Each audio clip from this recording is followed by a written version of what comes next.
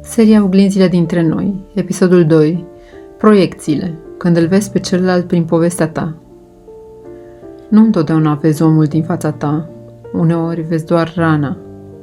Fiecare dintre noi vine într-o relație cu o poveste, cu ceea ce a trăit, cu ceea ce a lipsit, cu ceea ce a durut, cu ceea ce a fost prea mult sau prea puțin.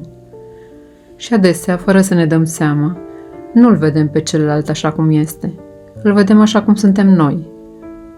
Îi punem pe umeri filmele noastre, temerile noastre, amintirile noastre, îi punem masca așteptărilor, îl încadrăm în roluri pe care nici măcar nu le-a ales.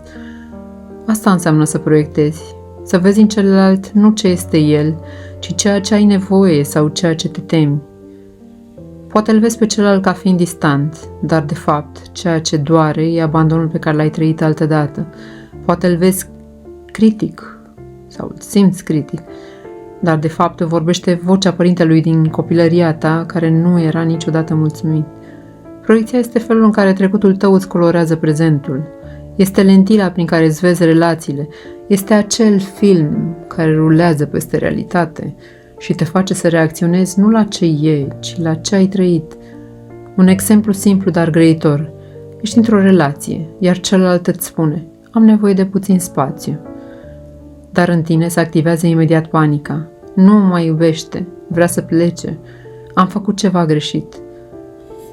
Poate pentru celălalt spațiu chiar înseamnă nevoia de liniște, dar în tine cuvântul spațiu apasă exact rana abandonului și reacționezi nu la ce a spus, ci la ce ai simțit cândva, când cineva a plecat și nu s-a mai întors. Asta fac proiecțiile. Ne împiedică să-l vedem pe celălalt așa cum este și ne țin captivi în propria noastră poveste. Alt exemplu. Partenerul tău uită să-ți scrie. Automat spui: nu-i pasă, nu sunt important. Dar dacă ai sta cu întrebarea, ce altceva ar putea să însemne asta? Poate ai descoperi că pentru el absența mesajului nu are aceeași semnificație ca pentru tine. Poate ai vedea dincolo de propria poveste. Nu e greșit să proiectezi, toți o facem. E parte din natura umană. Important nu este să nu proiectezi niciodată. Important este să-ți dai seama când o faci. Să poți spune: asta e povestea mea sau realitatea de acum, îl văd pe el sau îmi văd rana mea. Întrebări de reflexie. Ce parte din trecutul meu îmi colorează prezentul? Unde reacționez la amintire, nu la prezent? Pot să fac un pas înapoi și să-l privesc pe celălalt fără poveste? Cum ar fi să-l întreb în loc să presupun? Când începem să recunoaștem proiecțiile, ceva se schimbă. Încetăm să mai cerem celuilalt să ne vindece trecutul și începem să vedem omul din fața noastră, nu rolul pe care l-am scris pentru el.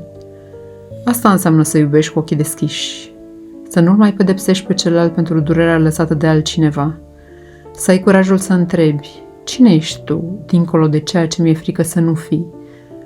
Și să ai blândețea de a-ți răspunde și ție: sunt aici și pot să rămân cu mine, chiar dacă nu-i cer celuilalt să-mi aline toate rănile.